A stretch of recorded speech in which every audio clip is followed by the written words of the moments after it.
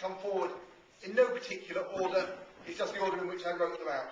So our first contestant, please, from the humorous competition, Julie Kertesz.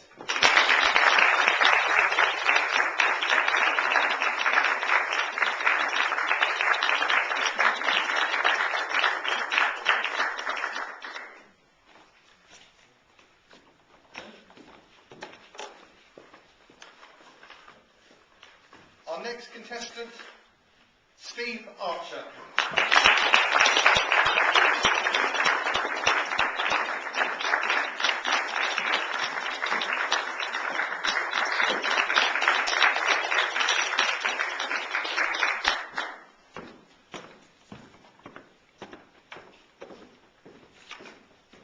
Again from the humorous competition, Neil Lockhart.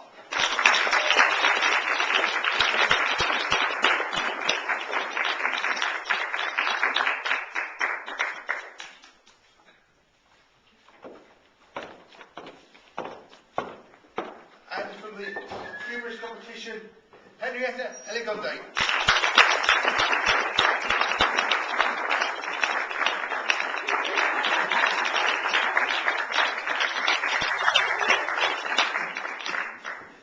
And finally, Chris Rose.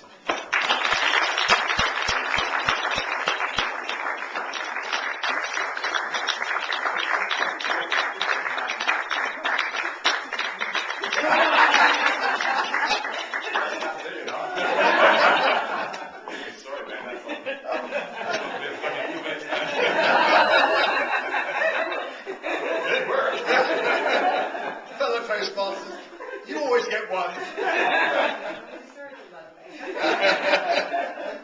Now, for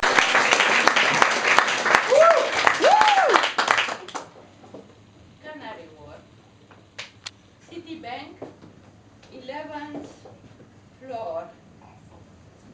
I went there for Toastmaster humorous speech. Like that. I got invited. And Alfonso, banker, very smartly dressed. Like a banker, of course. Stood there and began his speech. And suddenly, his trousers fell down, his dress disappeared, and he stood there, not quite naked, but in his jogging suit. So I was really amazed. Oh, I should try it also. It's really here. And I did it. At the story Mistaken Identity, I don't know how many of you were here. It was a very serious story about my changing work, profession after 45. And I decided to scream. And I did. I took off my t-shirt here. Of course, there was another under it. But when the audience of Spark London had seen that, began to laugh. And from them one to the end, I had laughter after laughter. For 77 years, no one laughed at what I said. I got the funny one. Where are my funny bones? I asked myself. Do I have any? And then again it happened. I told a very sad story about my great-grandmother and the Nazis, and she was agonizing. Suddenly, at one moment, everyone began to laugh. Why? I have no idea. To find out. And I had the ambition to make the audience laugh when I wanted. And know how to do it. So I am a very serious woman, and always was. I begin to buy books and read them one after other about comedy, how to be funny. Most of the bookstores, fun is when audience laughs. That's it. And so I decided to go to a stand-up comedy class in Camden and paid for it, and it was exactly a year ago. I went to my first class. They were 12 young boys. They call themselves men. And me. And the first day, I was confident from Toastmaster. I can speak,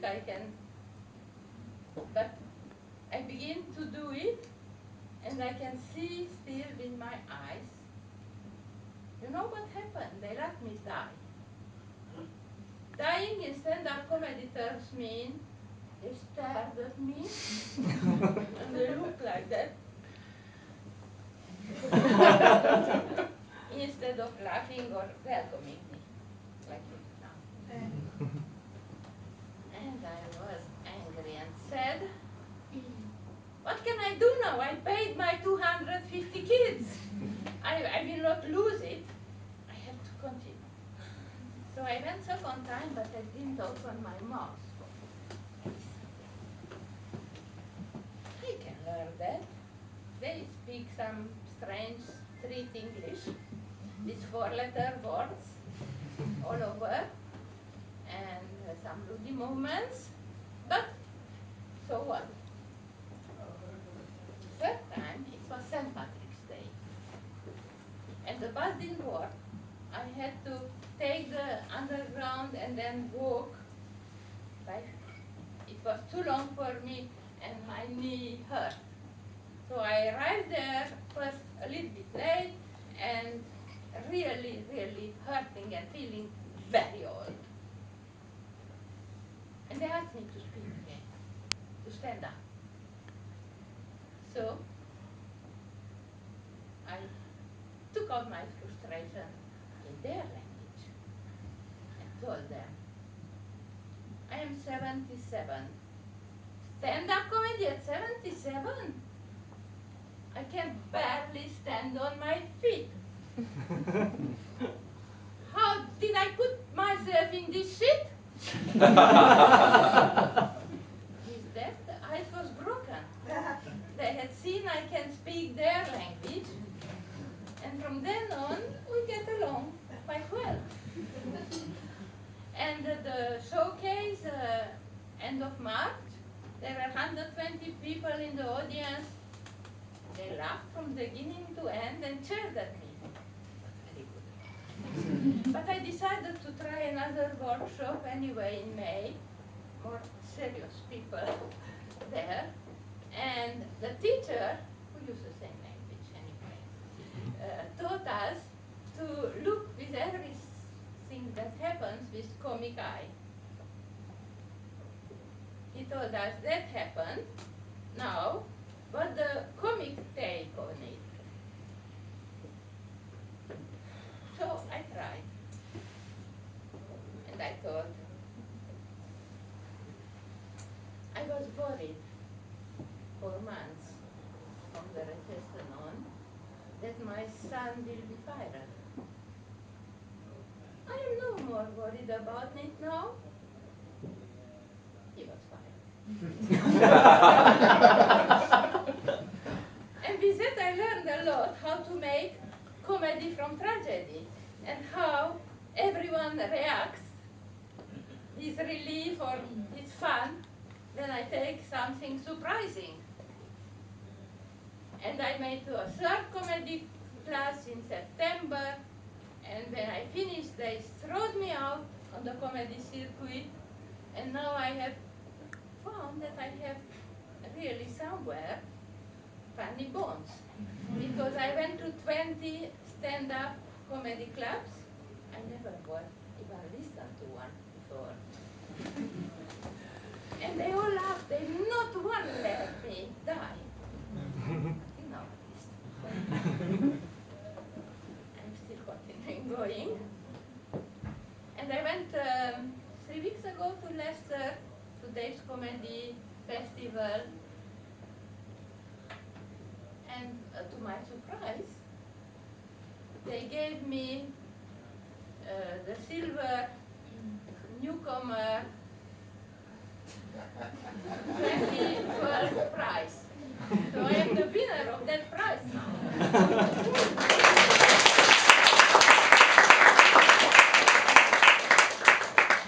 Yes.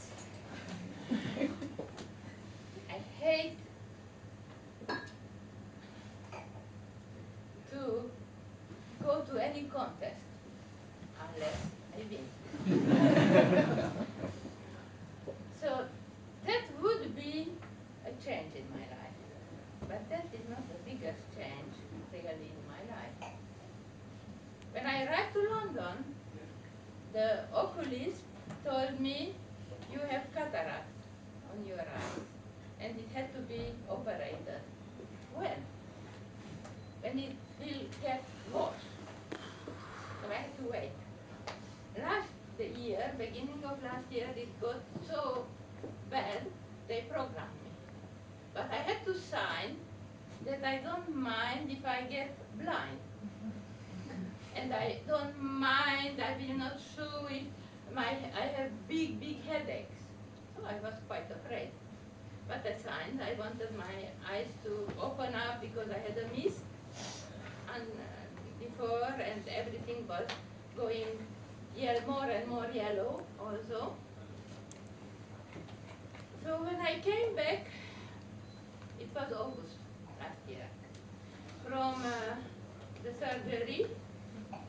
My family just was moving, so I remained alone. And I had to put drops every 4 hours in my eye. And so the 4 hour arrived, and I tried. I didn't see very well, but I tried. And nothing came. And then I tried again, and nothing came. I begin to feel very sorry of myself. Like an abandoned child, I thought no one was there to help me. And then suddenly, I realized I forgot to open the bottle. And when I realized it, I also realized that now I have a funny eye. And I can look at everything happy and the humorous side of it. And yes, that was the big change in my life of 77.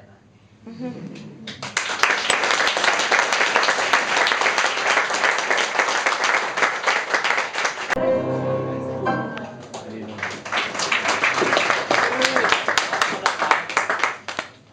there was a little gambler named. Actually, I've got the talent from my parents, who also love buying lottery. I could imagine as a child how nice it was if I could buy a lottery and win anything. In Indonesia, I live in Indonesia, in a small town called Tasikmalaya. It's a very small town where you can see the cars go side by side with the cycle rickshaws or perhaps blocked by it. But anyway, in the city, at the time that I lived, I was around like 10 years old. Actually, it's sometimes like there was a culture of hoping and dreaming and entertainment when someone could buy lottery. Nobody win every week, but we love buying that. I didn't know how it started, to be honest, but I just know why it started. It was started with Nintendo. I was a kid at the time, and in my class when we talk about Nintendo, it was a very new must-have video game. So I should have it if I have money, but I didn't have money. I should have asked Santa, but even if I was a kid, I was that stupid. So I know that he didn't exist. If he did, I didn't think I deserved that because I seldom studied. I missed my Sunday school frequently, and I was annoying according to my siblings. So there's no way I could get anything from Santa. I could have tried crying and rolling on the floor in front of my parents, but my parents didn't have money either, so I could envision what would happen, that I didn't get it, and my parents would scold at me for being so annoying. So, the more I imagined to play my own Nintendo, the more I wanted it. So there came a very bright idea.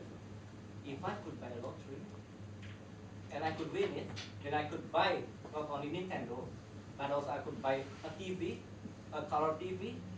I could buy the cassette as well to play it. So I think it was a very good idea. So I started my first plan, how to get the money. I got a very small pocket money.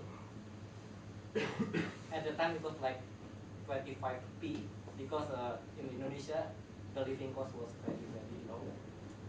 So I thought that if I could save the money instead of buying the toys or the snack, every week I could buy a ticket or two. That was a plan. So the next plan was where to buy it. There was a shop in front of my house, very near, so I only need to just walk, and in like less than 1 minute, I could arrive to the shop. It was a very small shop, but it also sold a lot of things. It sold books, but also sold rice and everything, also coupons, tickets. So to buy the ticket was not a problem. I could go there. Now, where must I get a good idea of getting the winning number? As a smart kid, I just hid and listened to my parents talk with their friends about the number that would come next. So, after listening, I knew the favorite number, and I said, aha, and just went to the shop and bought it. Actually, the shop owner never asked anything. Perhaps he thought that my parents asked me to buy a ticket. So I just gave the number that I wanted to the shop owner, and while he was writing the number in a ticket, I pretended to see the shop around just in case my friend came and found out that I bought lottery. So after that, when he finished, then he gave me a part of the ticket for the proof for me to win. But it wasn't as I planned. The first time, I didn't win anything. The second time, I didn't win anything. And it went for 1 month or two. But I was persistent. That's my good quality, I think. So I thought that I would continue until I got the Nintendo. However, on one fine morning, my mathematics teacher, he made an experiment about probability. He asked us to throw dice 100 times and record the result. And after finishing, he concluded. So, the possibility of one number to come out is only 1/6 in every throw. And he continued. So, wherefore both lottery was very stupid because the possibility was even lower, and I flushed with flavor. I was so ashamed because I thought, did he mean me? But at the time, I was so shocked, and also I just realized that I could have bought anything else instead of lottery, and I should finish my dream of winning lottery and buying Nintendo. It was sad, but anyhow, years later, I bought my own Nintendo.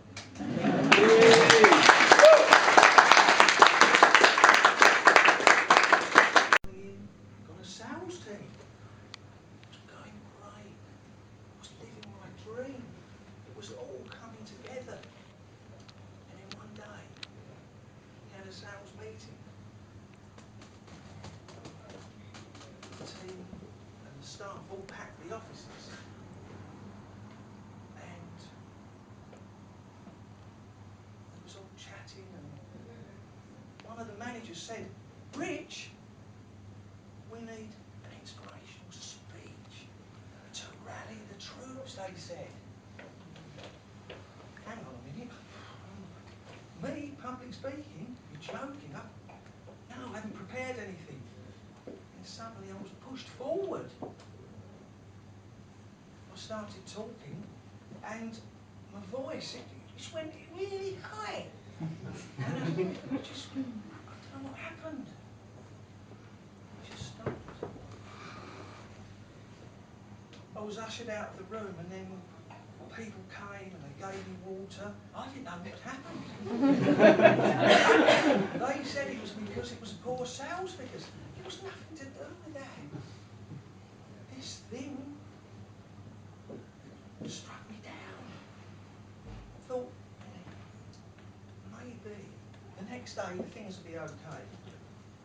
And then I went about my business, and the next day was terrible. Because every time I tried to talk to people, a group of people, I started feeling ill, threatened. And this went on and on. I thought, hang on, I'm a company director. This doesn't happen to me. I've got this big company. We're turning over millions. This is not real. But it was. And it went on and on and on. Months turned into years. Before I knew it, I was a completely different person. I changed. I was unrecognisable. Even my wife said it's because of his dysfunctional family, his dysfunctional upbringing. There was nothing to do with that. I was dragging around this thing, this terrifying thing, which I built up in my head. It came to a head one day. I was playing in the garden of my house with my children. We was having a great time until they asked me to join in a game of charades. I ran to the loo, bolted the door, and took a drink. I couldn't come out. I couldn't do it. My children were outside banging on the door. "Dad, what's the matter? What's up? Come on." And there was me inside, sobbing, because I couldn't physically stand before my own children. And that was a huge turning point. Things had to change. I had to change. I couldn't go on like that. And so I was surfing the internet a few days after, and I come across a public speaking forum called Toastmasters. I thought, hang on, public speaking, that means that I've got to stand in front of people and talk. No way, I can't do it. And I ran away again. I thought, you've got to face it, Richard. You've got to face your fear here. And so I rang the number and I spoke to a wonderful guy. He encouraged me. He said, "Look, Rich, just come along. What's the problem? You just stand in front of people and talk. It's easy." Yeah. 15 years I've been running from him, and he said it's easy. And so I went along. I remember the meeting there. I was terrified, shaking and nervous, and I found this big guy at the back, and I thought, yeah, I'll sit behind him. And I was hiding. And then it was a blur, this meeting, because when you're panicky, it's a blur. And then I heard, Richard, that's it. I stood up and walked trembling to the front. This was my moment. I'm going to face my greatest fear. And I turned. I was galvanised with fear. I just rigid like that. Couldn't say a word. And after about a minute, I opened one eye. And I wasn't dead. What an amazing turning point. And I uttered a few words and sat down. And then this Toastmaster guy said to me, you are a true champion, Richard, because you faced your greatest fear. And those words were resonating in my brain. And it was, my life changed at that moment. It was like my confidence and self-esteem just went through the roof. It was amazing. I was a different person. And the very next day, I went into work and I rallied some people around and said, come on, we're all going to have a meeting. And they was gobsmacked. Hang on, it's Mr. Recluse here, and he's gathered us all around. And we had a meeting, and I was just, it was the greatest day of my life, apart from my 3 children and my getting married to Tracy. That was the 4th greatest day of my life. It was fabulous. A fantastic change for me. And now, I'm just living my dream, being normal.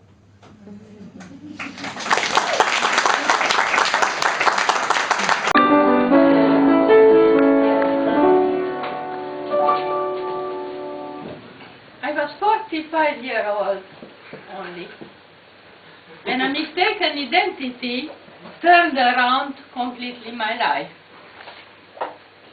But was a mistake really? I was at that time working as research scientist at National Institute of Health in Maryland near Washington, D.C. That is the only thing which remains as souvenir from that time. And after 3 years working as chemist in a research lab, I had to go back to France. And I had 2 children on my chair, so I had to find fast a work. The problem was that no one wanted chemists at that time. So what to do now? I went from one place to other, and they told me everywhere, no one asked for chemists. But I had to find something, and what I found, it was a very nice man. He told me, sit down, please. Okay. Now, please, forget that you have a PhD in chemistry. Forget that you worked for 8 years in research. Tell me what you know to do. And so, I begin to think and to tell him all the things I know to do, everything which I learned from childhood to last minute. And the last minute, before coming back to France, I learned a little bit about computers and a little bit of basic programming. And when he heard it, he heard me telling that, he told me immediately, yes, that is what you should do. Teach in enterprises computers to beginners. Yeah, beginners? I can do that. So I took off my T-shirt of chemistry.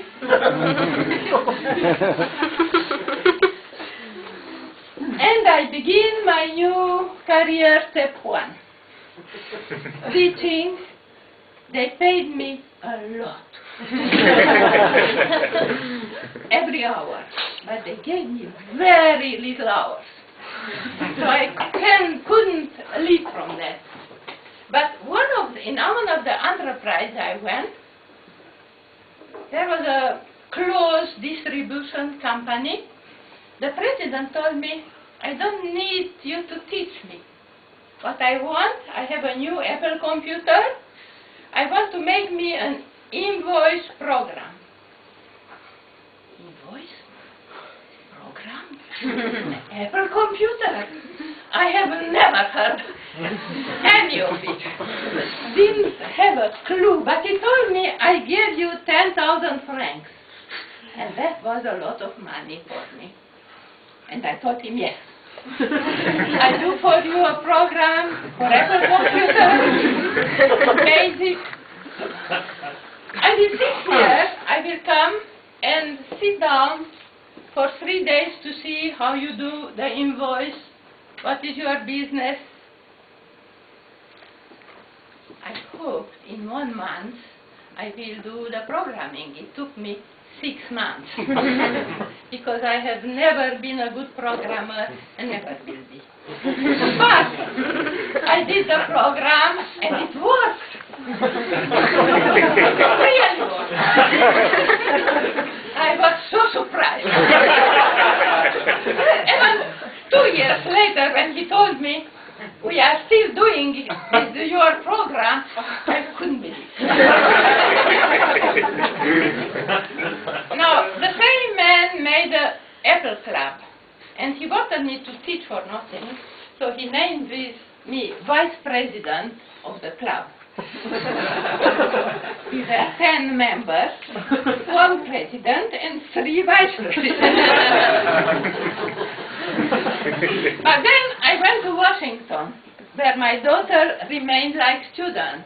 She was allowed to stay, not like me, and I had to see how she's doing.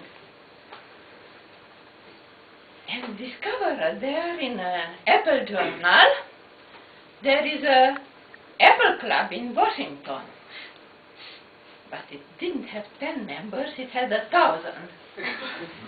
But its president, seeing my beautiful card, invited me to his home in his basement to show me the wonderful things that people all over United States sent him for free so he can show them to everyone. What interesting things! We don't have them in France. Why shouldn't you import them and sell them in France? You really think so? Yeah, here is legend president's card. Call him, tell him I showed you his product and ask for it and distribute it in France. But me? So I went home to my daughter. That was a trapdoor. She lived in a cave. We didn't have much money, but inside it was very nice. So I opened the trap. She gave me the key. And I went down and sit on the couch near the telephone. Should I call? A telephone from Washington to Denver cost a lot of money. Could we afford it? It took a long time to decide, and finally I called. Hello, Legend's president, please. Speaking. I am from France, but okay. But now in Washington. Great. And the president of Apple Club here showed me your card. Wonderful. And we don't have that in France. So, I would like to have that to sell it in France, to show it to people. Cool. And then he asked me, but what are you? Dealer or distributor? What is this? What is the difference, I asked. Now, because I speak so badly English and 30 years ago it was even worse. He didn't believe I don't know the words in English. And he told me, a dealer has a shop and the distributor sells to the dealers. It was clear I didn't have a shop.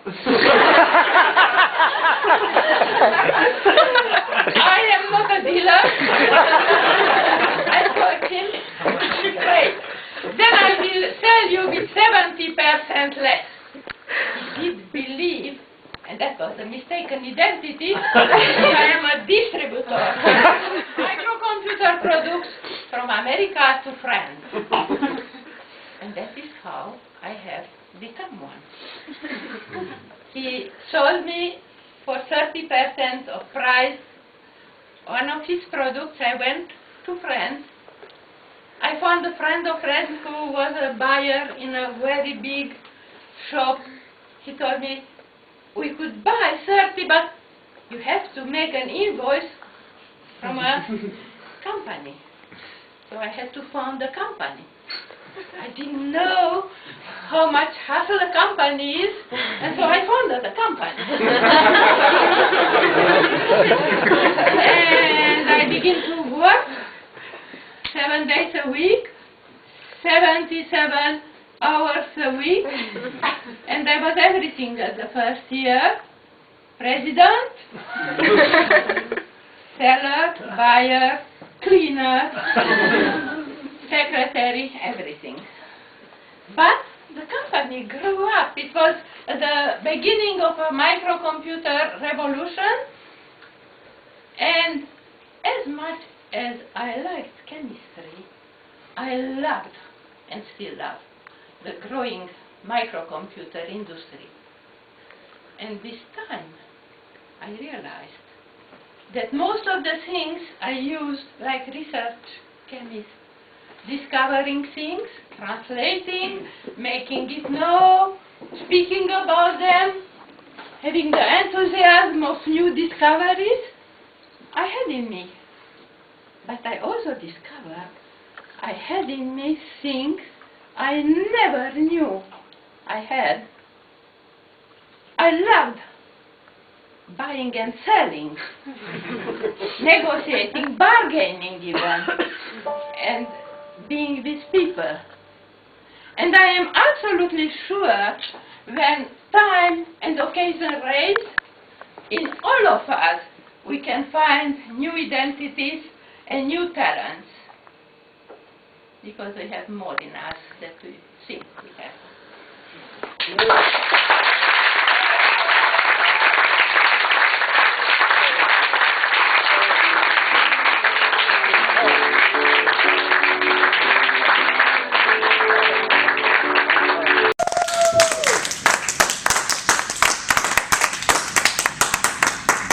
Hello, Toastmasters. 2nd February this year, exactly 2 years after Philip took me to my first Toastmaster meeting, I died. At Camden, in a workshop about stand-up comedians. Dying in stand-up comedy means that no one laughs, no one cheers. There is dead silence, and people stare at you like you were a strange animal or a fish out of water, which I was, between 12 young boys and me. Yeah. So I tried to speak and I felt like dying. I went home. Next week I came again. They looked at me. They tried to provoke me. They went very far, this provoking. And the third week, I was so ill, my knee hurt so much, and it was St. Patrick's Day, and the bus didn't work, and I arrived late, and they didn't ask me to speak until the end. So at the end, I was really furious. And I told myself, I'll show them. I listened for 3 weeks to them, how they are, what the audience is like. That is what I call adapt to the audience, and I will speak their language. So the window here cannot open. You cannot throw me out of the window. So I'll show you how I begin. I told them, I am 77 years old. What the fuck got me into this shit to speak about in stand-up comedy when I can barely stand up? And that broke the ice. So that was my icebreaker speech in the stand-up comedy. And that worked even at the end, because I begin the same time, and we had 110 people there in a stand-up comedy place, and I begin the same thing. I went out, I had no more problem with my leg, but I made like if I had, and they laughed. And somehow I had the audience with me. And so then went with me farther and farther, and then I told them immediately, I told my daughter, who is in America, that I will be beginning like that. And my daughter told me, not you, ma'am. You will not tell 4-letter words. But my daughter is not here. And people laughed. Even more. And I cannot tell you all what I spoke, but I can tell you that if I had success, it was because Toastmaster. Because I finished, there is no one telling me the time, I see. So anyway, I finished like this. I told them at the end that stand-up or public speaking, I can tell, is like making love. You have to pace yourself and not rush to the end. And you have to make eye contact from the beginning. Look at the people in eyes. And you have to variate your vocal variety to speak slower or stronger. And you have to have body contact and body language also. And you have to practice. Practice, practice, and never give up, even when you are 70.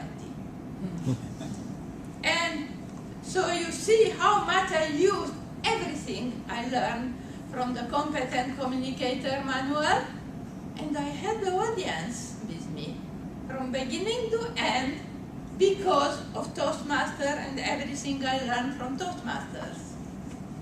Thank you.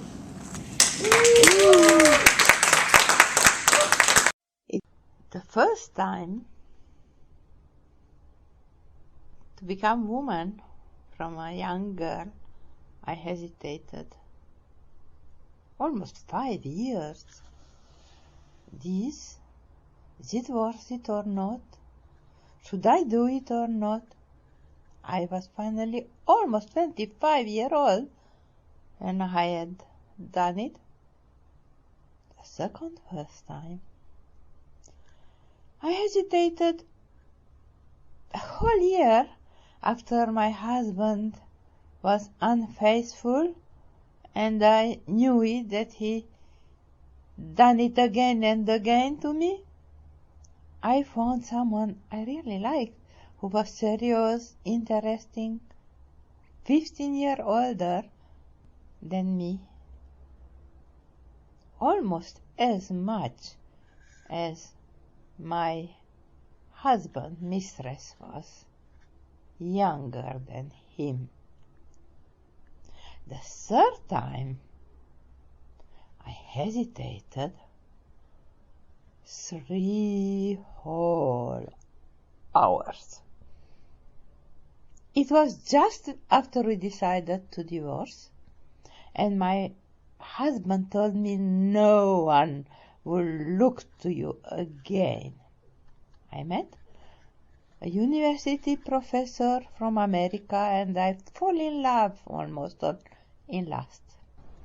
I don't know, lust, with his fingers, writing on the blackboard while he gave a conference.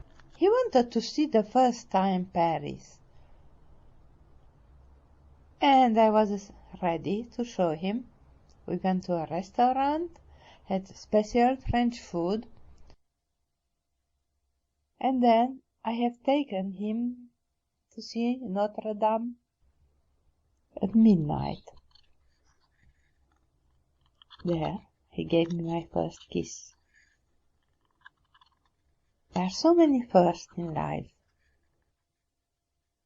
And then we went up to the Butte Montmartre near Sacré-Cœur. It was almost 2 at night, and we embraced, and neither of us dared to ask more. So I took him with my car to his hotel, but he didn't feel like going out, and we spoke and we spoke. We did hesitate in all 3 hours the first time. It is always square the first time. Even if it is the second, third, or fourth first time. I was 70 years old when I decided I have to do something very special for my 70th year. First I wanted to go to Ireland, but the bus company told me no more place a day before my trip was to get started, and gave me back my money. I went to my daughter in America, but they were going just to vacation. Okay, mother, but I leave you the car so you can go around. Then I decided that after 7 years of almost not using the car, I'll take it to Outer Banks of North Carolina. And I did it, and I could do it. Again, I felt not so old.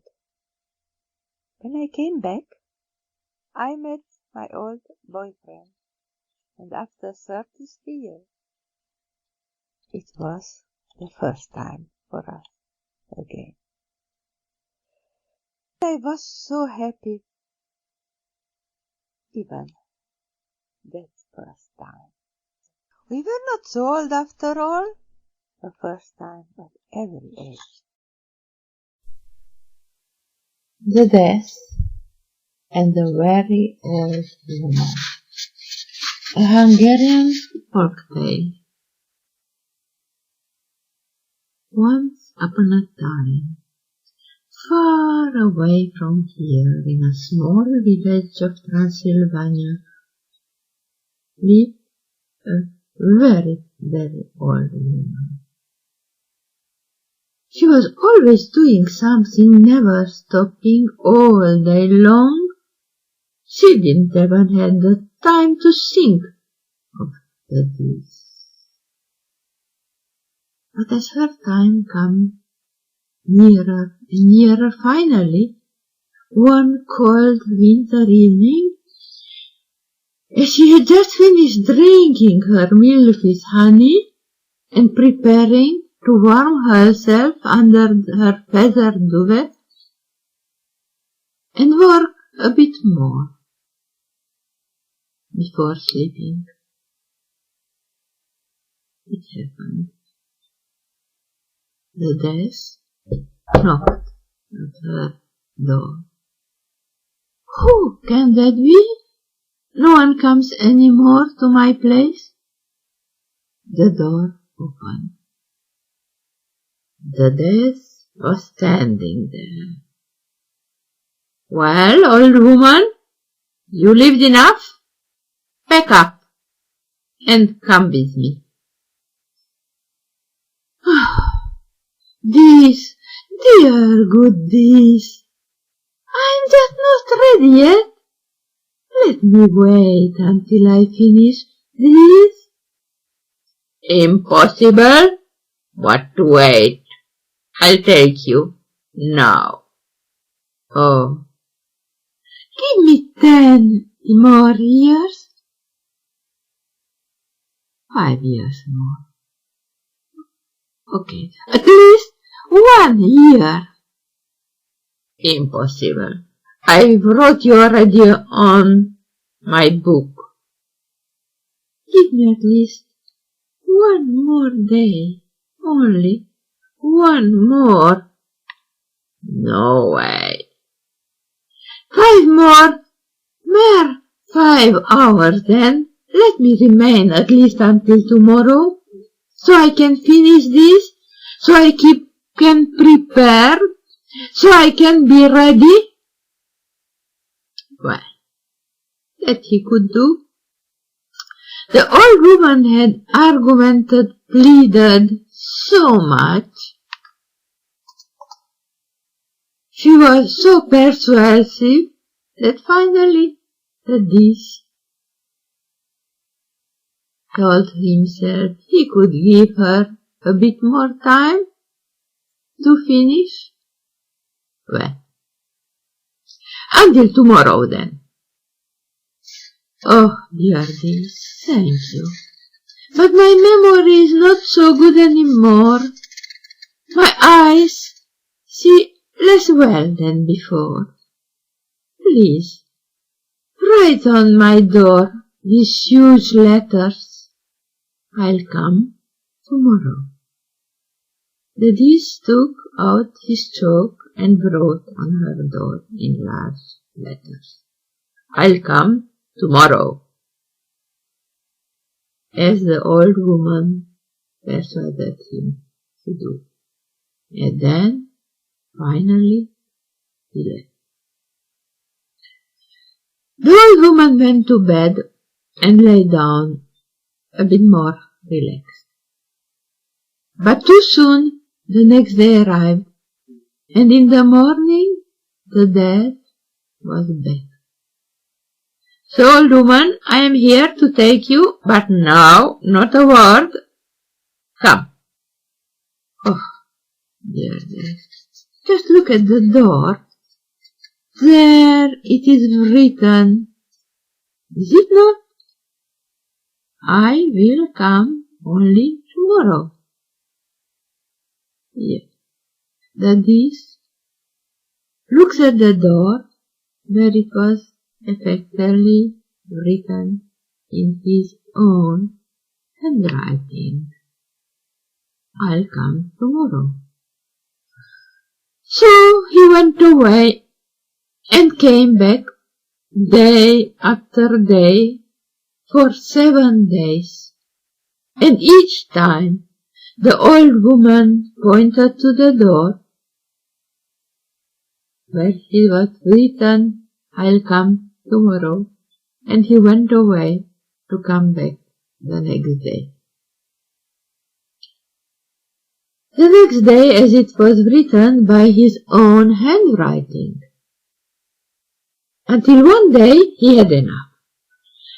The snow began to fall, and he furiously washed away the words from the door, using it. No, you come with me. Oh, give me at least 1 more hour.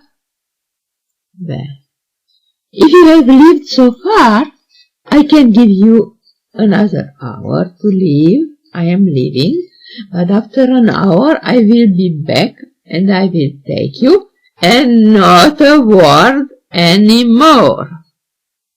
The death went away, and the old woman began shaking like a leaf. Everything rattled, her bones and her remaining teeth. Oh, how to get out of that? What to do? Where to hide? She thought about the barrel of honey in her pantry and slipped inside it. But there was a problem. She could not put her head all inside. She needed to breathe. Her nose and eyes were outside the honey. That is not good. If I could see out, the bees will see me too. Oh, he will find me then here. So the old woman scrambled out of the honey barrel, looking around, dripping from honey all over, and decided then to hide inside her kilt, and tore her feather duvet cover and went to hide inside it. Her hair, everything became fluffy, the feather clinging to the honey. She could barely respire. What will be good enough? The geese arrived. Where are you, old woman? He looked all around the house. He did not find her anywhere, did not see her anywhere. But alas, the old woman could not breathe any more, so he rose out of the bed. The feather clinging to the honey, she was covered them. On her body, her face, her hair, everywhere.